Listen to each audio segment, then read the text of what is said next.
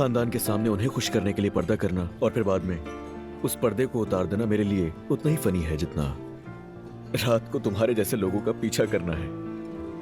अच्छा, तो क्या तुम मुझसे डरते हो? डरना बनता है क्योंकि तुम नॉर्मल नहीं लगती। डरने की जरूरत नहीं। खैर, हम अपने टॉपिक पर वापस आ जाते हैं। बहुत मुश्किल होगा तुम्हारा ये बार बार रूप बदलना। मेरा काम तुम्हें बताना है, बाकी तुम्हारी मर्जी। हाँ ठीक है असलान, वैसे भी ये लास्ट डे है। दिल दिल में तारीख भी तय कर ली है क्या? तारीख? असलान क्या कहूँ मैं इस बारे में? शायद तुम्हारे चाहने वाले बहुत हैं। हाँ बिल्कुल, बहुत है।